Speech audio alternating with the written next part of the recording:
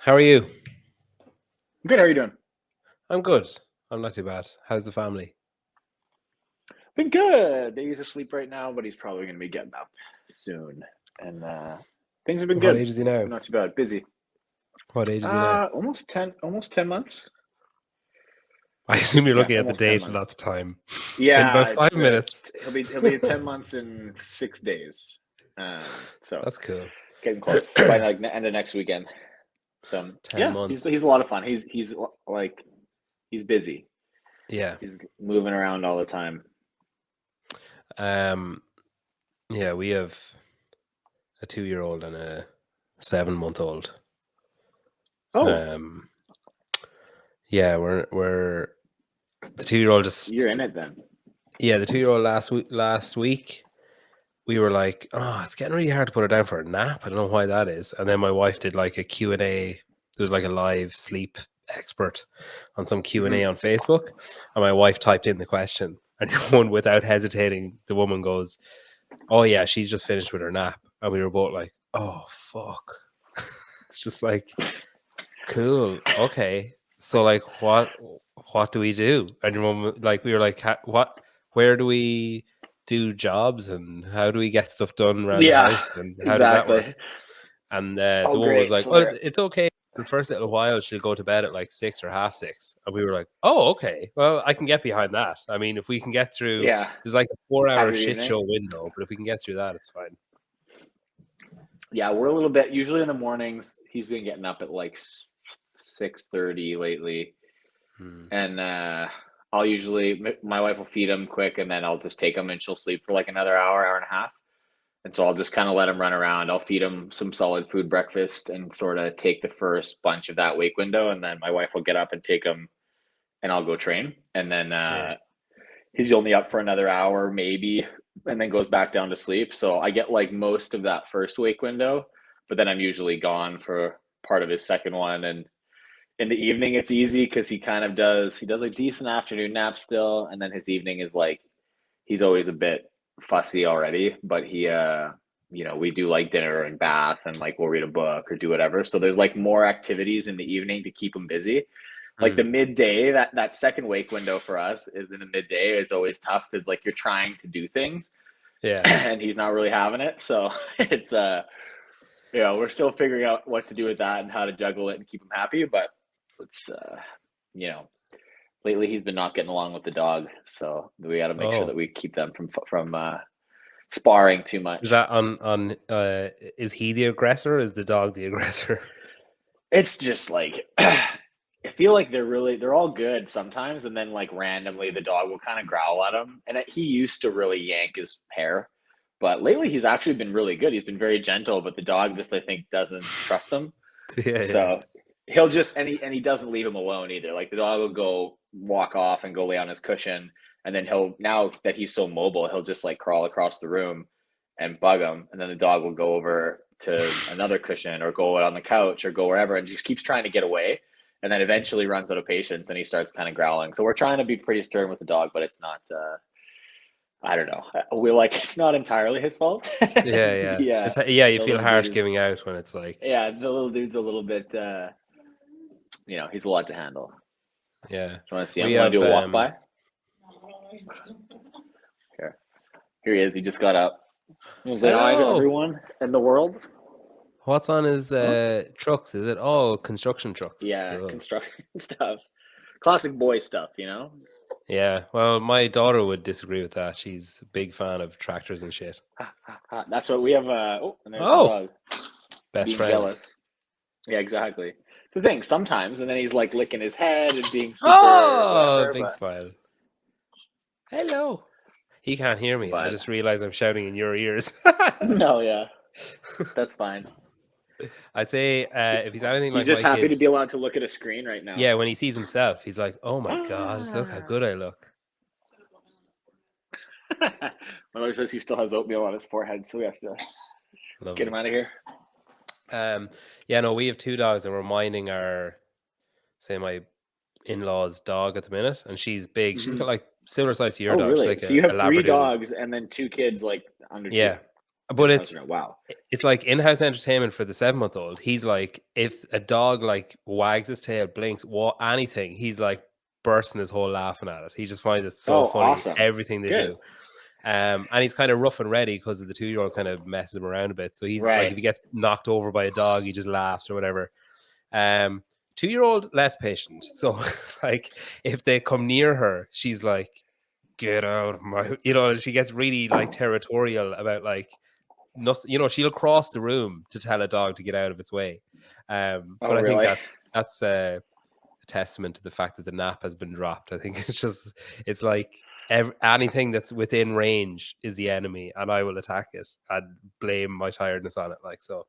But yeah, no, I think dogs and babies are a good mix. That's what we think. I know, and he's certainly not afraid of dogs or anything like that. Which but is what we want. That's the thing. I think is like you can tell when a kid has been brought up around dogs and when a kid hasn't been brought up around dogs when they're like, say 4 through 12. Like that's the like you want them to be comfortable. And obviously not. You don't want them sticking their head in a like Rottweiler's mouth or anything. But you want them to be comfortable. No, not to be like he's not shy around them for sure. Yeah, that's what you want. Cool. So you're kicking off the 3rd century of episodes. So this is coming out like next week. Oh. So Brent so you're at over 300 episodes now. No, the kicking off the 3rd century, as in. Oh, so you're in the 300s. I'm into 200. Yeah. Okay. I don't feel shit about it. No, I'm into. That's awesome. That's a lot of episodes. So it's not as many as Savan. He's doing like one every 15 minutes. So Brent was on. Quality drops at a certain point. I don't know. It is actually pretty good in fairness. Brent was on for 200. He did 100 and 200. So I was like, I'll kick off another Canadian because people would be like, oh, nice. Oh, he's had Brent now. It's probably just going to be like his gardener on the next one. So I thought I'd kick it into another gear. Pit us against each other. Exactly. That's the entire purpose of every question. It's an opposite. It's a reverse of the questions I asked him to. Okay, so since we last spoke, you've podiumed at the games, and Rogue, and Wadapalooza. Again, for all 3. Yeah. It's hard not to take credit for it, like in some way, because like just before things kicked into a new gear, we did our last interview. I was going to say I wouldn't have remembered exactly when we did it, but yeah, I think it was like sounds like late, you do, and you're late June. I actually had to check. I was like, "Fuck, did I talk to him after the games? Do I need to talk to him about that, or have we already talked about it?" We'll go back to the games, I suppose, because that was like if we're following the timeline of when we speak. So when you were on with me the last time, you took issue with me saying that you have a habit of coming back from difficult starts at competitions, and you you laid a correction at my feet about how it's not necessarily the case, how it's been made to look the case, but it's not necessarily the case. Right.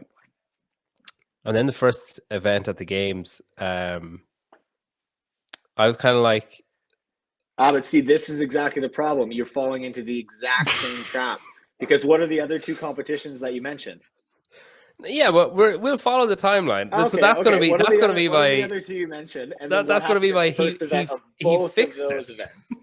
Yeah. Okay. See, this is exactly the problem. I understand it, but yeah. But I was going to ask, because that's a narrative that's like, if it's regardless of its validity, if it's something that's said, like people love a story, so they latch onto it and they just say like, oh, totally. He's but because that narrative is out there, after that first event, are you at a stage now in competition where you honestly just like brush off and move on to the next event, or are you like, oh, I bet you everyone's fucking saying that I have to come back now? Like, is it difficult to kind of shut that off, or does it bother you at all?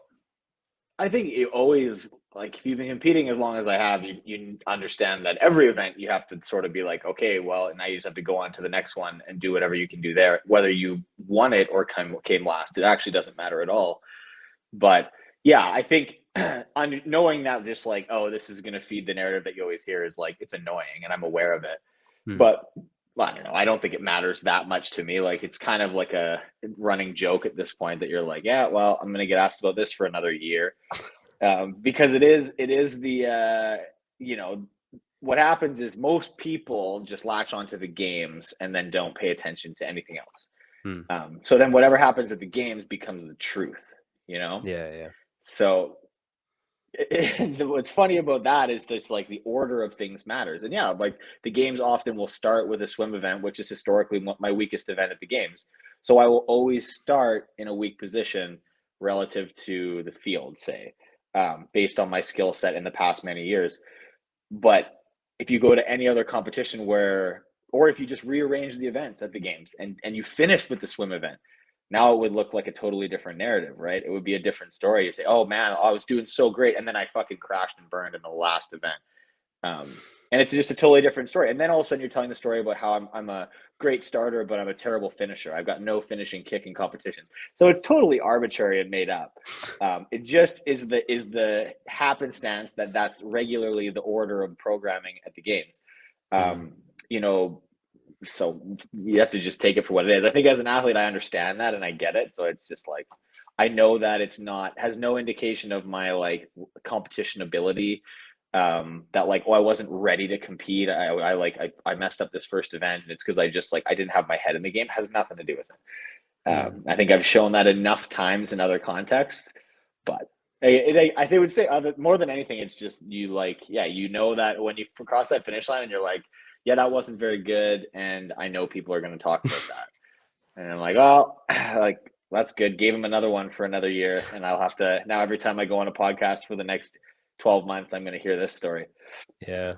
So you sort of mentally prepare yourself for that. Well, you could just sacrifice a whole season one year and just don't come back. Like just have all terrible finishes, like finish in the bottom 3 or 4 of every event, and then nobody for the next year, no one will talk about that. You won't talk about me at all. Yeah, they just wipe the slate clean. Yeah.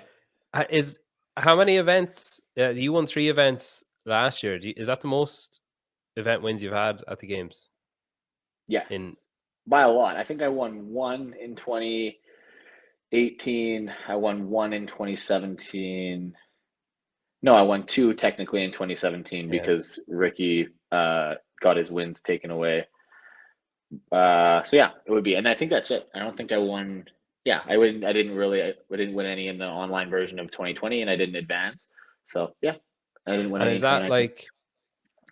Is that something you're aware of as the game? Because obviously, like it's a different season. It was a different season last year, I'll say, because it's like Matt wasn't there, so there was more event wins up for grabs, I guess.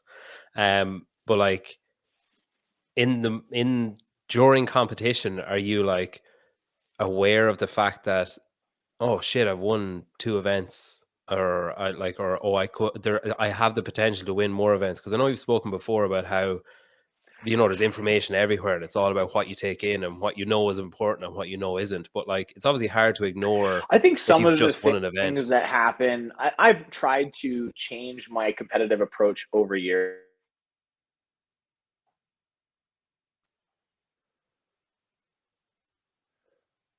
Oh, can you hear me?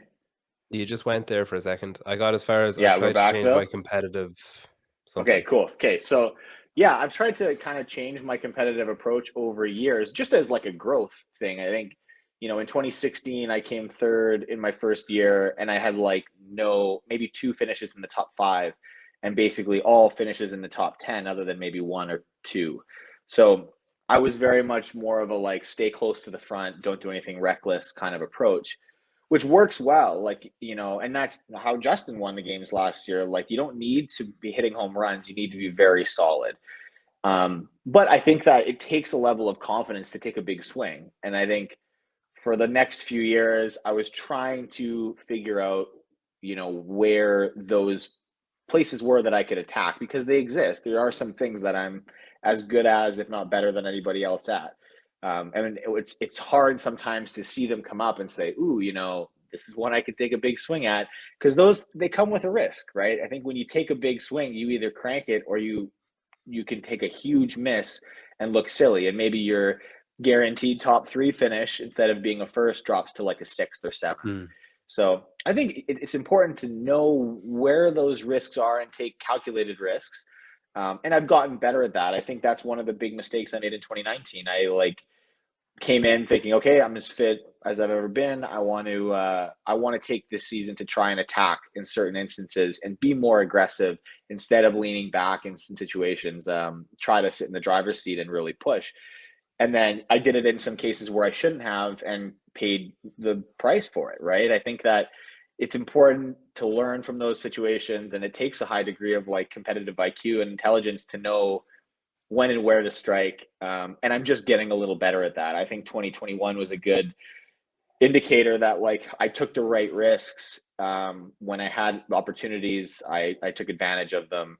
And I didn't have a lot of areas where I took a big swing and missed and paid dearly for it. I think I was pretty calculated. I did the things that I needed to do. And I think you get more confidence as you do it. Like when you see one that's kind of wheelhouse and you crank it and you say, oh man, I was the best in the world at that workout today. That's awesome. So it gives you a little bit of confidence to say, oh man, no reason why I couldn't be the best at this one too, or this one or that one. And I think that you do develop a little bit of confidence and you roll forward. And I think there's a huge sort of like strategic mental aspect to it. As you get to the latter stages of competition, other competitors see that and it's like, oh man, Vellner's rolling or Guy's rolling, and they're like, if they see you pushing hard somewhere, they might not be willing to chase you because they're like, man, this person's competing really, really well. So sometimes you might get a couple that maybe somebody out there could have taken you out, but they just didn't have the confidence to take that swing because of the way you've been competing. So there's a lot of dynamics at play, and that's why competition's fun. And it's so different live than it is online. But I think I've been trying to get better at that because it's fun to win events, and I'm certainly capable of doing it. But you gotta be careful sometimes because everybody's pretty fit, and if you get sucked out or you do reckless things, you can pay the price for it, and it can derail your entire competition. Do you study, or did you study sports psychology, or do you work with a sports psychologist or anything?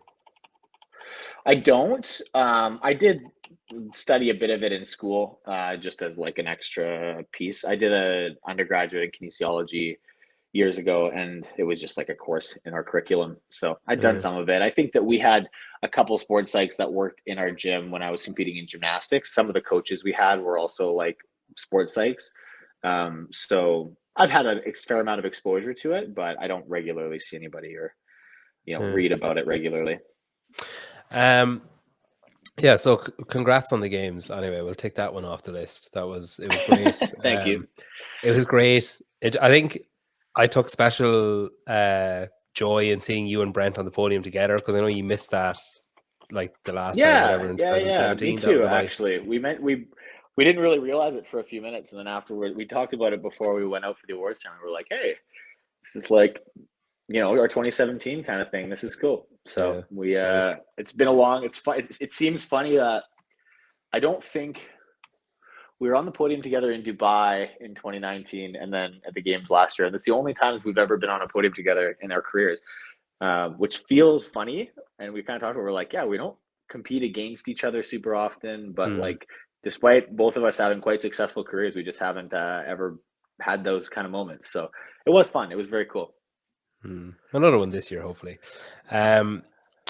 Okay, so we'll talk about your off-season events. I'll let you have your little moment in the sun of not having to come back.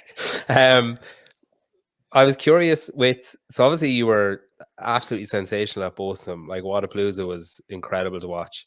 And I suppose like the fields were so stacked as well that it's kind of like in general, like those kind of competitions, the off-season competitions, obviously you're not peaking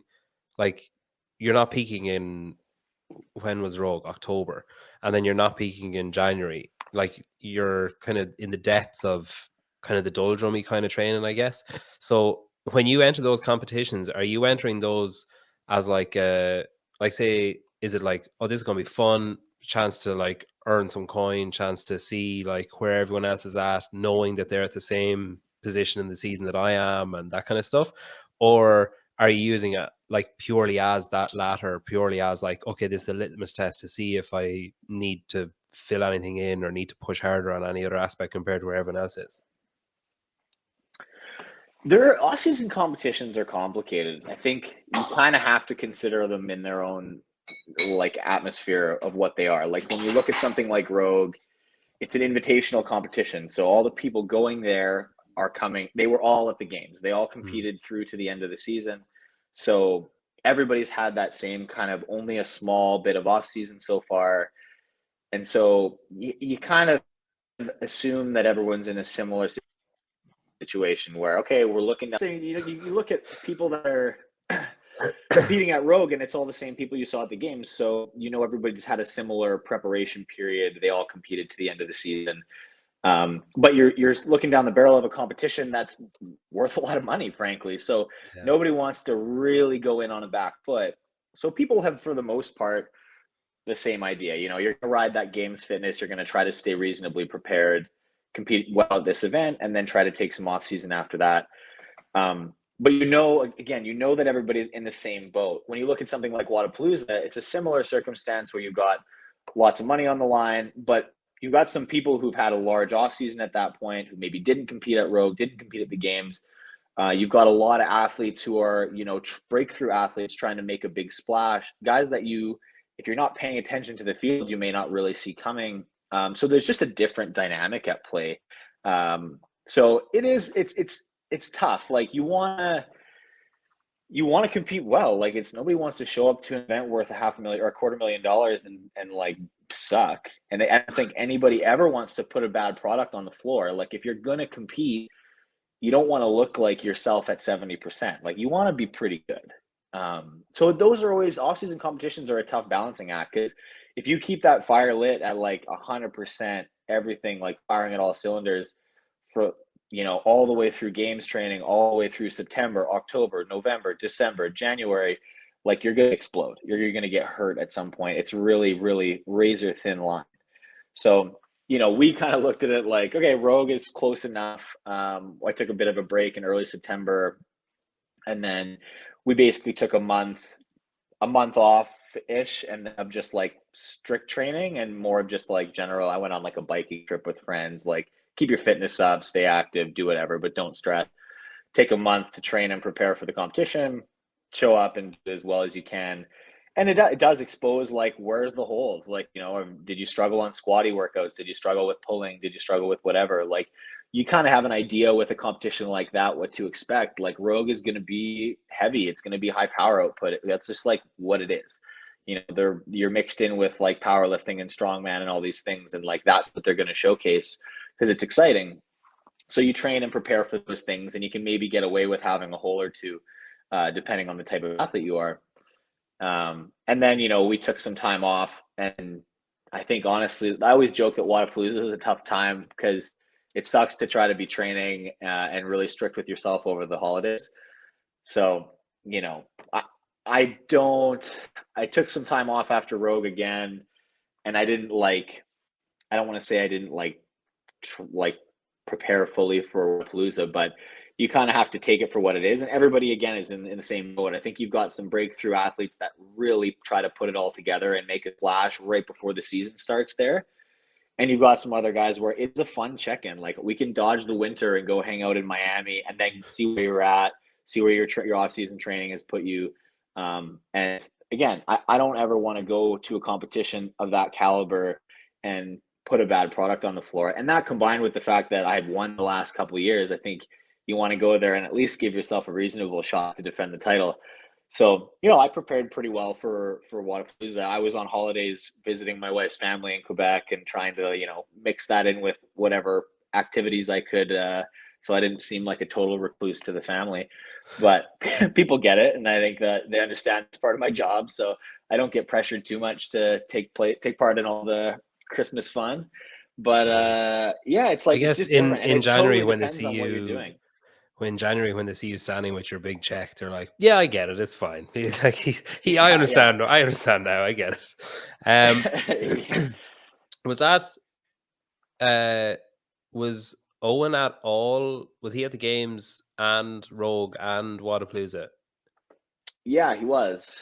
Yeah, he was. He was like 6 weeks old at the games. Um, and then he came out. We this is sort of this year with I maybe in an average year would not do as much traveling and competing. But my wife is on maternity leave, so Hmm. we've never really had the chance to have them be involved in competitions. Very often I fly out for an event, I stay, I compete, and I leave, and I turn it around pretty quick. I don't spend a lot of time hanging around before or after competitions. I kind of show up, do my thing, and then I leave. And this year's been a fun opportunity to do a little more of the hanging out and enjoying it thing. Because we could, and there was nothing to come back for because she wasn't going to work. I could book my days off, and we had the baby with us. So we kind of planned trips around it where we stayed and we hung out in Austin for a bit after Rogue. We went to San Antonio. We like spent a week afterwards just to kind of kick it, and decompress. And then we did the same thing after Wadapalooza. We just went and kind of hung around in the islands for a little bit, like did a nice warm holiday right after Christmas. Um, and it was just, it's nice. It's kind of provided us the opportunity to do that. And it's sort of, when you're successful in those competitions, it also helps you kind of feel like justified in those holidays, I guess. Makes your holiday that much sweeter. But yeah, we've had the whole crew with us for most of this year. And when we went and did the open announcement, they came as well. So it's been fun. It's been a very fun year to keep everybody involved because most of my career so far has been very much flying solo. Yeah. And you kind of like come home and tell everybody how it happened or like how it was, and everybody watched online. But that's kind of as close as they get. So it's been very fun to have everyone a little more involved. Did it change? Obviously, like you enjoyed it, but did it change like the pressure, or did it change, or do you think it will change this year? Not having that as available. Do you know what I mean? Like that they might not be able to come to everything or spend the whole time in Madison and that kind of stuff. Yeah, I mean, certain things I think we're going to try to prioritize. Like they're going to try to come to the games, but probably won't be anywhere else. Like they won't be at my Mm, semifinal. They won't whatever. Like I weren't around for quarterfinals, which is just that's life. Like, and I think it's fine because that's almost like a return to normal for me. yeah, Like I said, the years I was in school, like every year from 2016 to 2020 that's what it's been like. Like we've just, it's part of my job. I'll go away for like 5 days and I'll come home and then it's all good. Like I'll do whatever I have to do. And my wife's been super supportive. Like my family's been super supportive, but they're just they're not in the support team. Like the day to day, the yeah. things that are going on in competition, they're not really a part of that. Until this year, basically, they've kind of been a bit more involved. So it is like, I don't know, it's not going to be a big change. It's not going to be alarming. It's like sad sometimes. It's nice to have your partner around and be able to hang out. But, at the same time, it's like in some ways you're not really yourself in competition like that in those really stressful moments. And sometimes it's nice to shelter the people you love from those things. So that's kind of okay. Has it changed other things like having Owen around? Obviously, like say the year before was kind of odd because loads of stuff was closed and like it was kind of just a weird like couple of years anyway. But like I know having spoken to say Tim Poulsen, he said that like he kind of the major change he had was that like he just realized the value of time and he was kind of like like time just became so precious of like where can I save time in my training or where can I save times in other things to spend time at home or how can I utilize times that Wes is at whatever daycare or whatever and use that to train. Like have you kind of by and large try to keep the same routine that you have and like fit things around it, or have you had to adjust like majorly to say fit family life in around your training? I think, we've always lived a little bit like that. We fill our time to the brim. And so we're very used to having to operate that way. But fortunately, most of my training time actually works really well around his kind of nap schedules and things. So we haven't had to move things around a lot. And that initially, my training times were kind of dictated by when the classes were at the gym. And it just so happens that they kind of fit pretty nicely over top of what his typical nap schedule is. So, give or take an hour here and there, it actually works out pretty well. I have to be a little bit careful because I'm getting a little older and I got to spend a little more time warming up and things like that. So some of that I'll do at home while I can do some floor time with him. So I spend a little less time at the gym away. So some of it's just managing that. Like if I got to do a bunch of mobility, I'll just come home and do it on the floor with him because then it feels like a game and I can sort of kill two birds with one stone. Um, so some of it is like a little bit of learning and a little bit of management for sure. And it's going to be more complicated soon because my wife goes back to work kind of the end of this month. And there is no childcare on Vancouver Island. Like it's impossible to get childcare. So, and we don't live near either of our families. So it's going to get a little bit tricky to juggle him for, most of May. I think my wife's mom is going to come down and help us out at like the end of May and June. My family's going to be here for like a week or two. So we have some like familial support coming in here and there. And then we're hoping to get some childcare by like mid or late July. And then we'll see. So it's going to get interesting. But I think compared to maybe what Tim's experienced, just because like maternity leave benefits in Canada are probably just a little nicer. Yeah. We haven't really had to feel the full brunt of that yet. But it's coming. And I mean, I think at the end of the day, all you can do is talk to each other and figure out the best way forward. Yeah. Fortunately, over the course of COVID and stuff like that, I've built a reasonable home gym, and the summer is really nice because I have a large part set up outside, and I can actually do a lot of training at home if I need to on a day that's not pouring rain.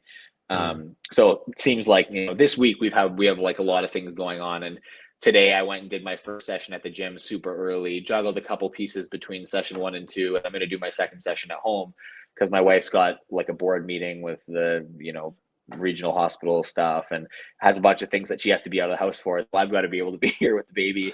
And then just sort of like, he's fine to hang around while I work out. He's just doesn't really, he kind of baby proof the area and he's good. But it's a few things. You got to be able to multitask and Yeah. figure out where those pieces fit. So we just like the night before or in the morning, we kind of chat and say like, where do you have to be? What do you have to do today? And like, how are we going to make all these pieces fit? And then we just do our best. And so there's usually a lot of handoffs and like tagging somebody else through the door. You could always just send them off on the boat for a child. You could just get a child minor to meet the other end of the boat and just be like, "Okay, son, we'll meet you back here at 5 p.m. There's your like little mini passport or whatever." Um, when when you're training at home, then is he so like say I've trained here.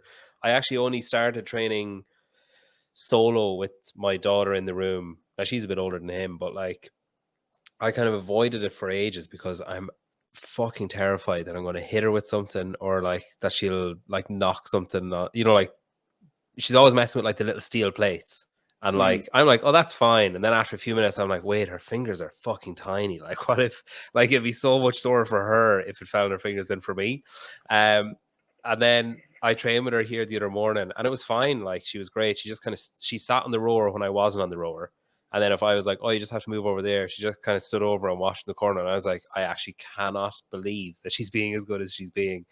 And then I didn't get to do the last round because she was like overstanding beside me as I was sat down in the rower and I was waiting for the clock to go. And I could see like one of her legs like lifting up, like, really like unsubtly hinting. And I was like, do you want to get on the rower with me? And she's like, yeah. Obviously, you can't go ham. It's like I'm knocking out her teeth. But like when you're training with him, do you think, has it been kind of because he's been exposed to it so much and so regularly that he's just kind of like, it's as if you're just sitting on the couch. He's just like, okay, I'll just potter over here while he's doing whatever he's doing. Yeah, I think it's engaging, right? Like you're moving around, you're doing things, and so he'll sometimes just watch and be kind of mesmerized by what you're doing. And other times he doesn't really care. Like he just wants to like wander around. He like stands up and supports himself on the kettlebells and does whatever. And we'll just sort of like I try to, throw towels or like throw sweaters over any of the like metal pieces or things that are on the ground, anything that's, potentially gonna put a dent in them. But and then I'll kind of just let him crawl around, like, and most of the time sessions at home is like accessory work or just pure conditioning where I'm doing Yeah. intervals on machines or things like that. The only thing that he's been last time I had him in doing like intervals, he really wanted to get to touch the assault bike. And I was like, man, I would like pick him up and move him to the far side, give him something to play with, and he would sit and play with it for a second, and then he would crawl over it as you're on the bike and get really close and start trying to put his hand out at the pedal. And I'd be like, okay, I gotta like stop, and I pick him up and move him somewhere else. And I'd like build a little like barricade of like laundry or like a couple plates or things that are just going to block him, and he'll eventually find his way around and get close to the bike again and be like, so there's a couple things you got to just be aware of, but most of the time, like, yeah, he just kind of sits, the rower's blowing at him, he doesn't really care. He's pretty unflappable around in the gym, and I don't, to be honest, like maybe it's bad, but we've got lots of stuff around in the garage too, like there's lots of things, and he like will go around and grab stuff and touch things. There's nothing that's really gonna like really dangerous, but yeah, he could like knock a change plate over and like pinch his foot or something like that. And I don't know, like sometimes that happens, and you gotta like he'll learn a little bit of like what he should be touching and what he shouldn't be touching. I don't know. I'm like I kind of believe a little bit in letting him rip around. Like in the house, Yeah. we do that. We let him kind of crawl around, and he learns what he can get up on, what he can move. He's pinched his fingers in a couple of drawers, and we'll just whatever. He pinches it, we pick him up, and you're okay. Like you're fine. Yeah, yeah. If you close the drawer and your hand's in it, it'll pinch it and it'll hurt.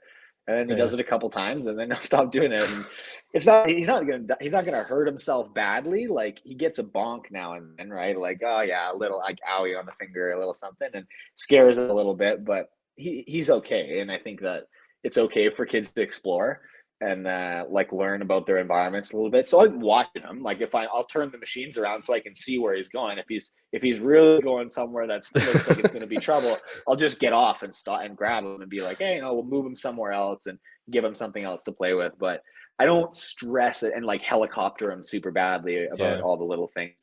I try to just do my best to kind of baby proof the area before I start, and then let him kind of cruise around because he'll find something that he's interested in every time. And he'll play with it for 5-10 minutes maybe, and then he moves on to something else. And you know it's funny. Babies are just funny. He'll pick up an empty like can of sparkling water and just kind of like play with it because it's cooler than all the little baby toys he has, right?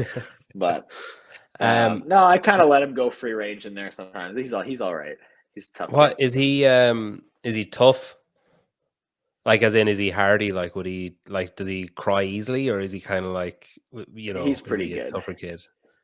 He's pretty good. He's like he leads with the head a lot of times. So he bonks himself regularly. He might bonk his head on something a couple times a day. Usually doesn't fuss about it. It's nothing crazy. Like if he does a little like roll over, babies' heads are heavy, and like if he's trying to flip around and he kind of like really rolls to his back hard and bonks his head, he might be like give a little whine for a second. In general, he's very hardy and very I'd say he's a tough kid. He's got lots of like little boy energy where he wants to just run right through things. Yeah. What do you like as a dad when he does cry? Because like I know I waver between, say, like what you're saying there, where I would be at sometimes I'd be really rational and I'd be like, well, that's what's going to happen when you like open the door over your toe. It's going to hurt, and I'll comfort and be like, it's okay, like it's fine, whatever. And then other times I get this like really irrational anxiety where I'm like, what do you want? Like, what can I do to stop you crying? Because my anxiety is going through the roof. So what do you want? Do you want me to cut my leg off? I'll cut my leg off. It's fine. You're probably, I mean, you've got two, so I don't know if it gets to that point. I'm definitely still at the like, I try to be very rational with him and like calm and whatever. Especially if he's like, hurt himself, pinched a finger, done something like that. I think that's a big part of like learning your environment.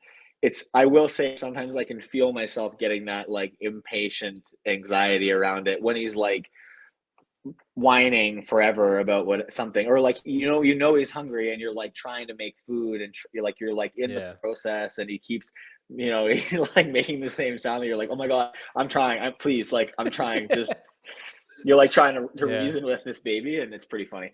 I I don't know. definitely I get don't know that way how from many time to times a time. day I say, I'm doing my best. You know, like it's like Yeah, Sloane's exactly.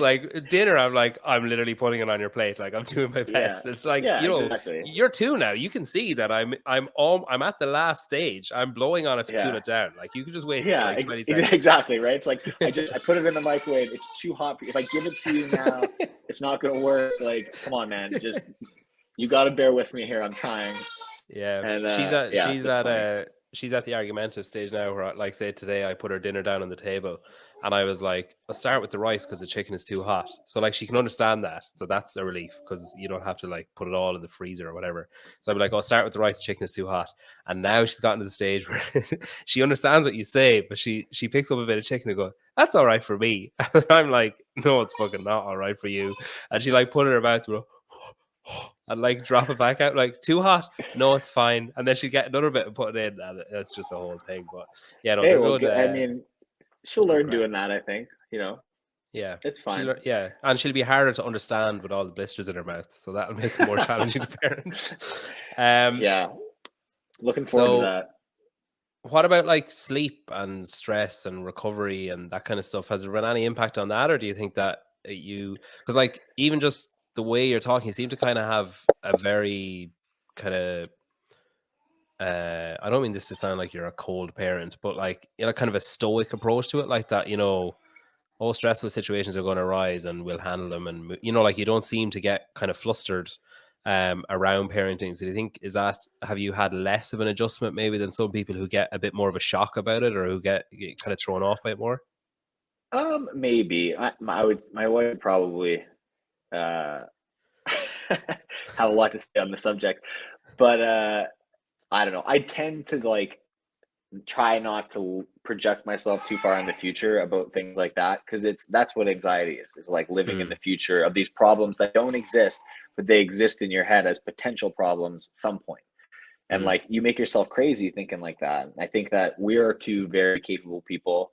um and I kind of generally consider that if something happens, whatever it may be, we are fully equipped to deal with it. As equipped, if not better than anybody out there.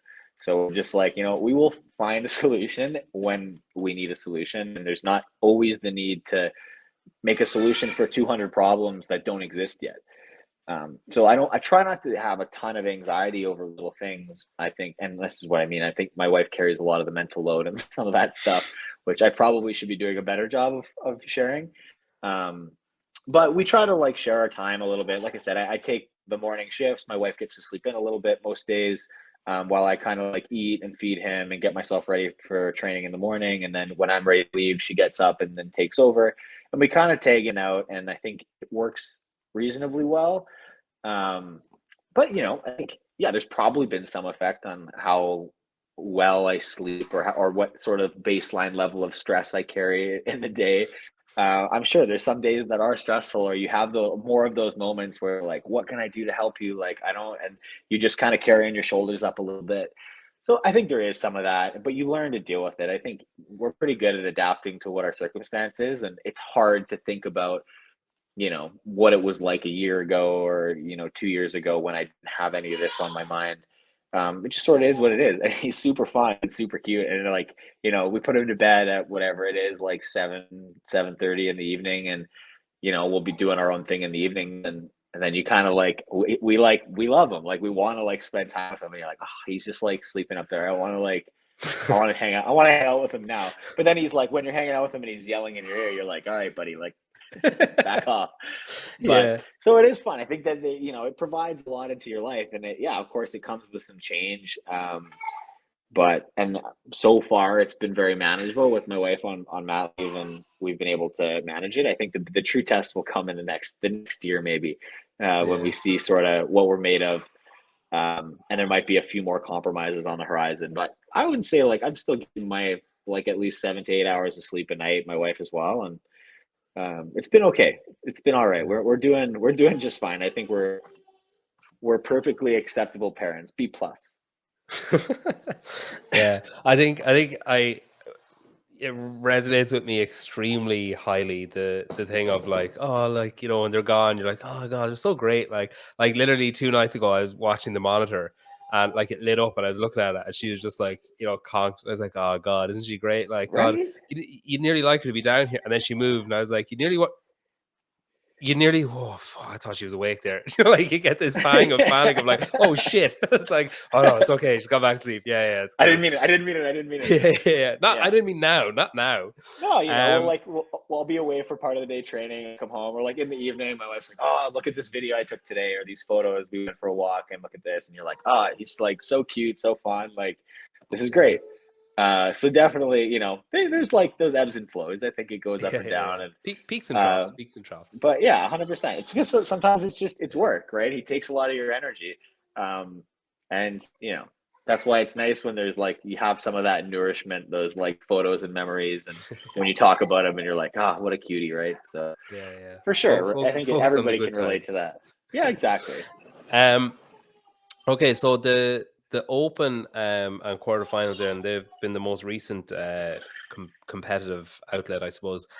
Has it been difficult to shift your understanding of what the Open is and how it works and stuff, and to be like, I'll just do a workout on a Friday afternoon, as opposed to like, say, your entire CrossFit career up until about 2 years ago, where it was like, oh fuck, it's February, or that one time it was October, and you had to like, it was a really fucking big deal. I mean, it hasn't been a hard adjustment for me. I love it. I think it's fantastic. I think one thing that's hard sometimes for me is to like verbalize like what the Open is for me and like maybe some other higher level competitors, because I don't want to make it seem like, oh, the Open doesn't matter, because for a lot of people that's like their season, or that's their big test of like, hey, how have I progressed, how are my skills developing, like that kind of thing. And the Open matters, for sure it does. I just think we put it in a different context in our competitive season, and depending on who you are, you choose to prioritize things in your season differently. That even goes back to, we talked a bit about off-season competitions. People prioritize things differently based on the roadmap they built themselves for their whole year. So because I competed at Rogue and Wodapalooza, and I didn't really get to take a legitimate off-season, after Wodapalooza, like that's my off season, and I'm a month away from the Open starting, a month and like 5-6 weeks. But like now I know that those things I could be in like an off season condition, treat that workout as my conditioning piece of the day, put a hard effort in, but don't stress about it, don't need to think about repeating or anything like that, and just move on. And I can still I can now stretch into like an 8-week block of off season training. That's a huge advantage for me, and I think that fits into my season in that place, and that's the only place I can get the off-season training that I want to get. So it sometimes just comes down to the decisions you make to keep yourself healthy and competitive in the latter stages of the season, or the ones that arguably matter more for you as an athlete. To me, the Open is just really a block to get into the quarterfinals. The quarterfinals does carry some weight to it, because if you rank higher, you may get a bigger advantage in selection for your semifinal of your choice when it comes to the continents like North America and Europe that have more than one. And you make a heat advantage when it comes time to actually compete in those semifinals. You might start in the last heat and you get to know what the times to beat are. Those things have real value as an athlete. So when it comes time to compete in the quarterfinals, I'm not going to mail that one in. Like I know that I have to put a good effort in there, because people are good. There's a lot of really strong competitors competing. I don't need to stress and try to redo workouts or overly strategize it to like win the quarterfinals. Because again, the difference between 1st and 10th and 20th is marginal. And really maybe there's no difference in terms of advantage between those positions. Other than maybe, sending a message to your competitors, which, at this point in my career, I don't really feel like I need to do. So, it just depends how you approach those things. By semis, you better be ready to compete. So whatever it means in those first couple stages for you as an athlete to maximize your potential at semifinals, you got to be able to do that, because if you don't show up at semifinals, you don't advance to the games. There's too many good competitors around these days. So you've got to be ready to compete then. So that's where I really look at the season. By the time off season finished in January, we're projecting for semifinals and saying, okay, I can be pretty confident that if I'm healthy, I'll advance through those first two stages. I need to apply myself at quarterfinals, but I need to be prepared to compete at semifinals. And then you kind of work backwards from that in terms of blocks. But I think that having an open that's a little less anxiety provoking is awesome for me. I got enough stress in my life. I don't need 5 weeks of like stress like we used to have, many years before. I think it's nice. I even in the last bunch of years of the 5-week open, I have never been a big open workout repeater. Even the year that I won the open, I only redid the last workout. I did the open announcement for that one, so I redid it after the announcement. But I just like, it's never really been something that holds a lot of value to me to like wave the flag of my open standing. I've always valued live competition significantly more and as a more true test. So I prepare myself for that test. Yeah. You obviously you're involved with the PFAA. You and Brent are kind of heading it up, or you're the, I don't know, kind of de facto figureheads for it, I guess. We're members. We're 2 of 9 members on a board at the moment. Yeah. Is it hard to separate yourself as an athlete, say competing in the, like you're, mid-season now at this stage? Is it hard to separate yourself from that person and the member of the board who's like, maybe getting frustrated at stuff that you're seeing happening, like all this kind of stuff with the shuttle run scores, and then people, say Annika's scenario with her score being input, and there's a lot of noise, like there's a lot of talk on all the different outlets about, this is wrong and this isn't happening in the right way and this could be done better. Like, do you give yourself a certain day of the week, say, where you focus on that kind of stuff and then ignore it the rest of the week? Or are you keeping abreast of all this stuff all the time, or how do you shut off from it? It's a bit hard because there's always more information hitting you, right? So I think you kind of have to be a little bit tapped into it. And we get a lot of correspondence from athletes, bringing issues to our attention and things like that. I think that we have tried.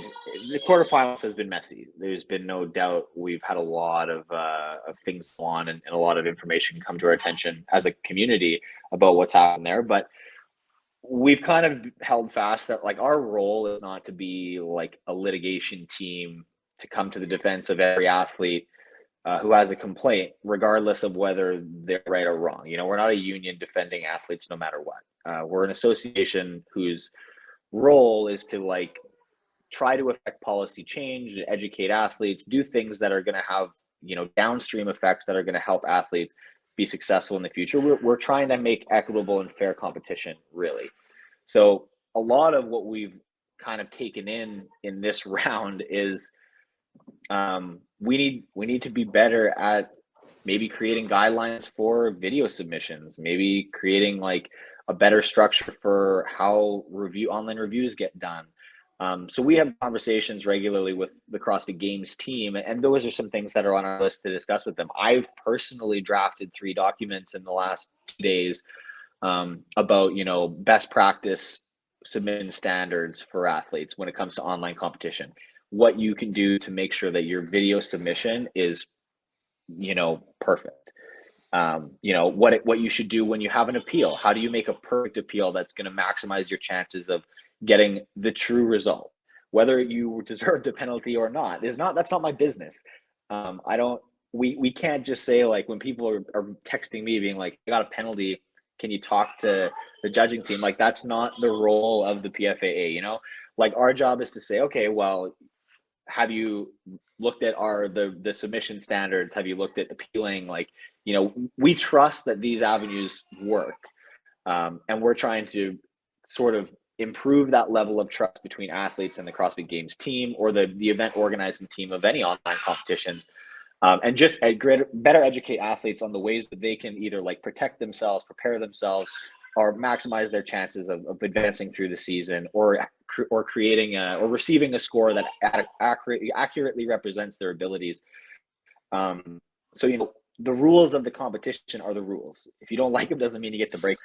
And so we're just trying to make sure that everybody knows the rules, understands the best ways to abide by them, and things like it's more of an educational component, a lot of back and forth with CrossFit to say like, hey, what's the best way to reach these people?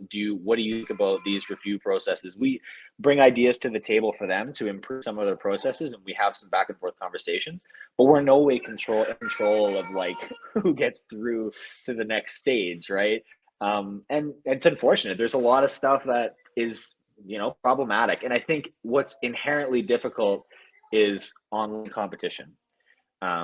It's always going to be problems with online competition just because of what it is. A lot of that shuttle run stuff, an athlete who didn't expect to be competing for a spot in the semifinal and isn't, they're in 4,000th place, but they made an error. So maybe they don't have a high quality video, because why would they? They're not expecting to advance. So, those issues are always going to be a problem. And to expect a person who's in 4,000th place to take 2 hours to create the perfect video for their performance is sort of unrealistic. So those things will just always exist. It's just happening, like it's happenstance of online competition that's unavoidable. So part of it is like, what do we allow to exist and get by, and what is truly important to get the accurate representation of the field we want to advance? What's more important, having the absolute best athletes get through, or having people follow all of the letters of the rules? There's just questions like that exist that we talk to CrossFit about, but ultimately it's their sport, and they're in control of the rules at the moment. Maybe the best we can do is affect what the rules are next year, or in 3 years from now. But it's very difficult to try to change a ruling on things now. And there's some sad stories. There's some very unfortunate things that have happened.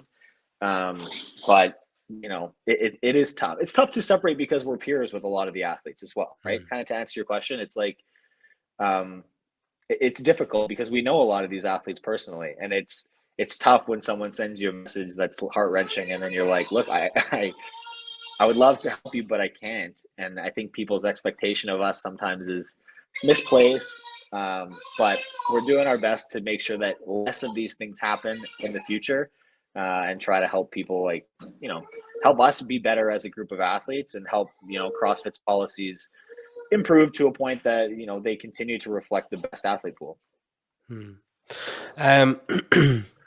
So semifinals are next, and are you going to do like a little camp or anything before, or are you just going to like train as normal and go to semifinals and then worry about camps and stuff closer to Madison? I don't do a lot of camps. I don't really normal training is I feel like the camps are just normal training, but with like a couple extra people around. So we don't usually do much of that. It's more and more difficult nowadays, just with like family and hurdles like that. I can't just up and travel around and go do whatever I want.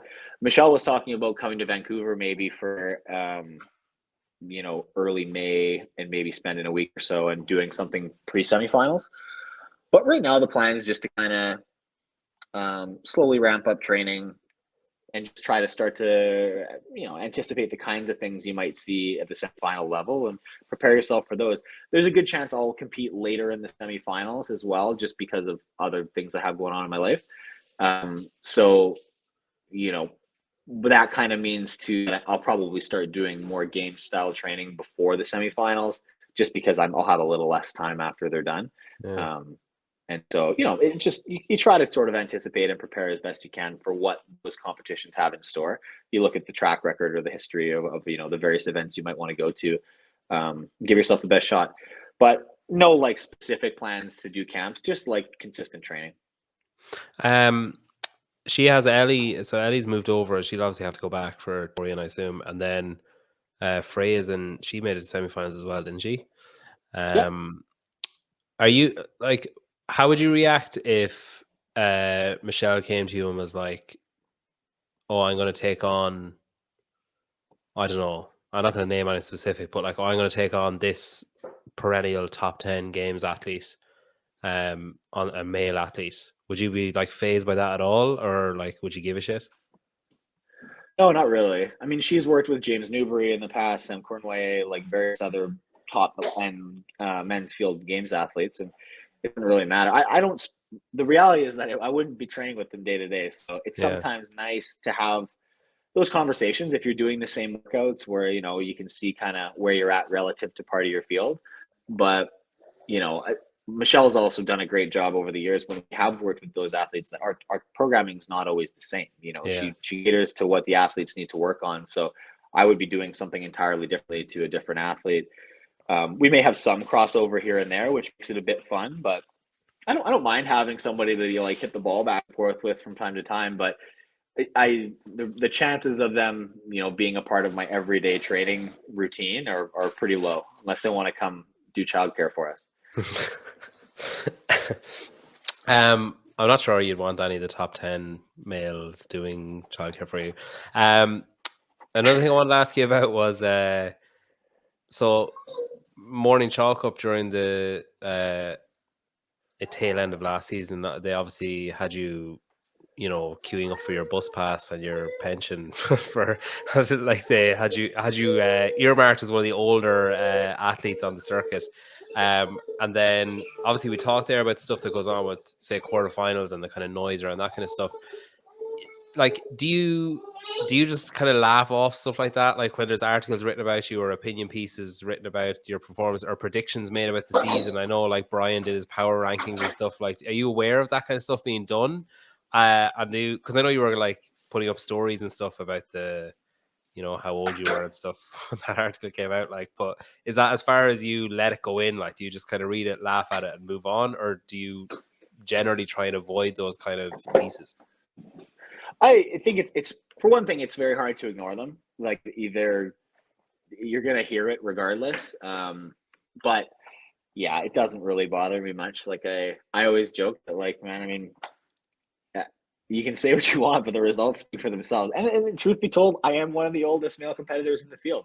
Like it is true, but it doesn't necessarily impact my performance. I think Yeah. sometimes the implication that they make, and they're like, oh, you're getting old, like it's going to be getting tough. And sure, like if you say so, but I mean, I'm not just going to start like walking on the floor with a cane just because you say I'm getting older. Like I think it's amazing to have the chance to go. Like Wadapalooza was one of the youngest fields like I've been a part of, and it was a super strong men's field. And I still kick them around just fine. So I think it's funny. Like I like to have those opportunities to kind of like, I don't know, shove those back down people's throats. They got right about something. So it's funny. I think you don't let that clickbait bother you too much day to day. And I like relish the opportunity to, like I said, make a statement when I can with my performance and ride off into the sunset. Yeah. I noticed you're wearing your TYR jumper. That was a pretty big deal, was it? I don't mean like financially. I mean like, well, it probably was, but I mean like it was a big deal as in it's a big thing to happen because like Reebok has been such a big part of your athletic career, I suppose, and then to move and then just, I suppose I've been struck by the moves that they've made, as in the people that they've brought in. They've really like developed a crazy stable of athletes in a really short period of time for a company that before, I guess, kind of rogue invitational time, I thought they made swim hats and goggles and that was it. And then I see you at the open announcement wearing their shoes, and then there's like just a litany of athletes joining up. Mm-hmm. Yeah, they've made a strong push. Reebok was a great partner of mine, and I have nothing but good things to say about my relationship with them. And it was just another opportunity to do something different, and I jumped on it. I think it's exciting to be a part of a brand that's growing so aggressively. Like I think, like you said, they've made no secret that they're pushing really hard into the space, and they're pushing to grow their brand and develop their training brand, really rapidly and aggressively. So it is cool, and I think that at this point, the market share in the CrossFit space years ago was all Reebok, and Yeah. then it was Reebok and Nike, and then it was Reebok, Nike, and Noble, and now since Matt retired and Noble took over the sponsorship, honestly, this last year has been largely Noble. So I think it's exciting to see another company break into the space and pursue it aggressively and try to throw their weight around a little bit. So they're exciting. They're a great brand. They're cool. It's fun to be a part of a brand that I have an opportunity to help develop some of the line and you know, make the products into what you want them to be. So I think that's something really exciting that I haven't had an opportunity to do elsewhere. And so yeah, there's just, you know, some different opportunities, and I don't know, sometimes it's fun to just change things up, pursue something new. So it's definitely been something fresh. Yeah. You mentioned Matt there. He's obviously, when he was retiring originally, he was like, I have no interest in coaching, I have no interest in programming, and now he coaches and programs, and he has like a fucking huge company based off the back of it. I You'll think notice I that could, he says a lot of things and then he turns around and does them. yeah.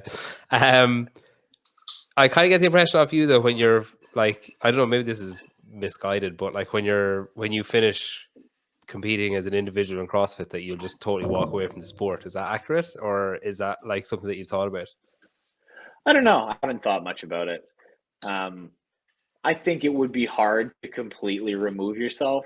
I think you just over a decade of competing and being a part of a group and community, it would just be basically impossible. I think you make a bunch of relationships, you meet people, you do things, but we'll see. I don't know. I don't have any like current strategic plans to jump into any specific markets like programming or things like that. But I bet you I could take over from some of those MCs, those floor MCs. Yeah, well, I guess you'll be busy. I suppose you'll have like maybe 13 years or so of like intense boot camps to get Owen ready for the teenage division, and then like by the time he's there, you'll be, yeah, your time will be well spent.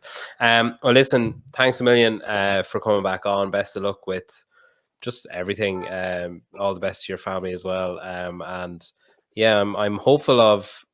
I kind of said last year I had you three guys as the podium in the games in some order, and I kind of hope it just stays that way for the next couple of years. And that I said this to Brent as well, that you all get a turn in each position, and then you just pass it on to someone else afterwards, because maybe I'm just too soft. I don't know. That's not a bad deal.